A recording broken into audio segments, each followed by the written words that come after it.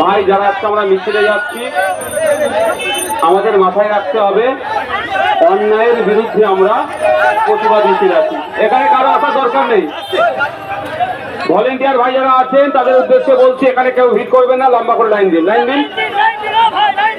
আমরা অন্যায়ের বিরুদ্ধে প্রতিবাদ মিছিলে বেরিয়েছি। আজকের আমাদের প্রতিবাদ মিছিলটা কি আছে? আমাদের বোন, আমাদের দিদি সম তিলোত্তমার সাথে যে অত্যাচার হয়েছে, তাকে ধর্ষণ করে খুন করেছে, তার বিচারের দাবিতে আমাদের আজকে প্রতিবাদ মিছিলটা কি আছে? আমাদের ভাই, আমাদের দাদা সম সাবির মল্লিককে হরিয়ানাতে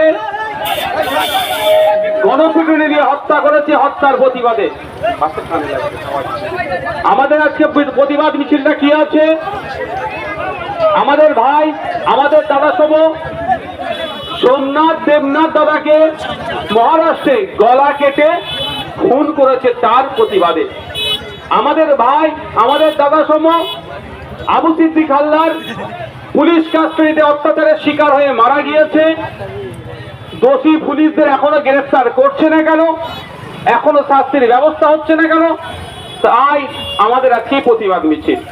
সুতরাং আমাদের এই প্রতিবাদ মিছিলটা এখান থেকে যারা স্লোগানিং করবেন, আমাদের দলের পক্ষ থেকে নির্দিষ্ট যে গাইডলাইন দেওয়া আছে তার বাইরে একটাও কোনো অবাঞ্ছিত স্লোগান না হয়।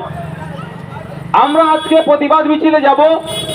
আমাদের প্রতিবাদ মিছিলের যাওয়ার মধ্যখানটা রাস্তাটা আমরা ফাঁকা রাখবো। কোনো এমার্জেন্সি গাড়ি, অ্যাম্বুলেন্স বা কোনো কারো কিছু এমার্জেন্সি হয়ে গেলে তারা এই রাস্তার যাতে আমাদের মিছিলের ভিতর দিয়ে চলে যেতে পারে তার ব্যবস্থা আমরা করে দেব। আমরা এই মিছিলে বেরিয়েছি ন্যায়কে প্রতিষ্ঠা করতে, অন্যায়ের বিরুদ্ধে। সুতরাং আমাদের এই মিছিলে আমরা হাঁটবো, আমাদের দ্বারা না কোনো অনৈতিক কাজ হয়ে যায় সেটা আমরা সকলেই আমরা দেখব। আমাদের স্বেচ্ছাসেবক ভাইরা আছেন, তারা যেভাবে আপনাদের বলবেন তারা আপনারা যাবেন, এবং প্রশাসন বন্ধুরা আমাদেরকে যথেষ্ট সহযোগিতা করছে এবং আশা করব তারা আমাদেরকে সহযোগিতা করবে। আমরা সেই মতো চলবো। আমরা কোনোভাবেই কোনো বিশৃঙ্খলা করব না, কোনো প্ররোচনায় পা দেব না। আমাদের গন্তব্যের স্থল যেখানে আছে সেখানে গিয়ে বক্তব্য দিয়ে আজকের এই প্রতিবাদী মিছিল আমরা সমাপ্ত করব।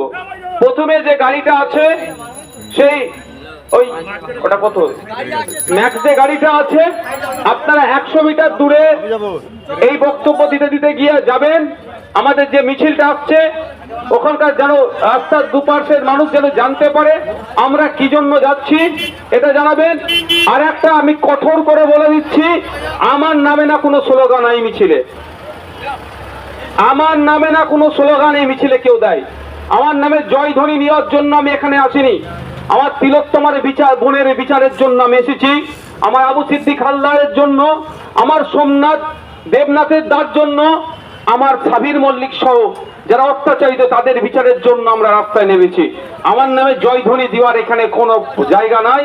যারা মাইকে স্লোগানিং করবেন, আমি কিন্তু দ্বিতীয়বার না এটা কারোর মুখ থেকে শুনি আমার নামে স্লোগান। এখানে আগের যে মাইক নিয়ে যাচ্ছেন আমাদের যারা নেতৃত্ব আছে তাদের বলবো ওখানে গিয়েও বলে দিন আমার নামে না কেউ জয়ধ্বনি দেয়। এখানে আমার নামে কোনো স্লোগান দেওয়ার দরকার নেই।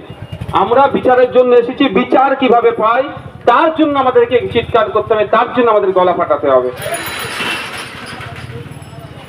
এখন আপনারা যারা আছেন আমার সাথে কেউ যাবেন না, আমি লাইনটা সামনে থেকে ক্লিয়ার করব। যেভাবে আপনাদেরকে যেতে বলবে সেরকম কেউ ডবল ডবল যাবেন না, সিঙ্গেল সিঙ্গেল যাবেন, ঠিক আছে?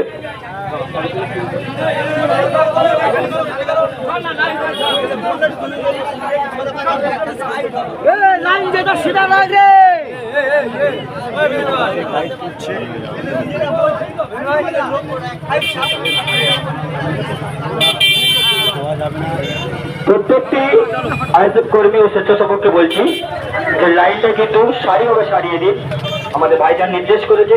প্রত্যেকটি অনুরোধ করছি যে আপনারা সারিভাবে দাঁড়িয়ে যান, তো মাঝখানটা ফাঁকা রাখবেন, মাঝখানটা ফাঁকা রাখবেন।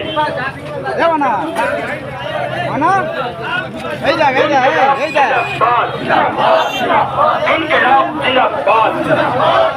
আইএসএফের লড়াই চলছে।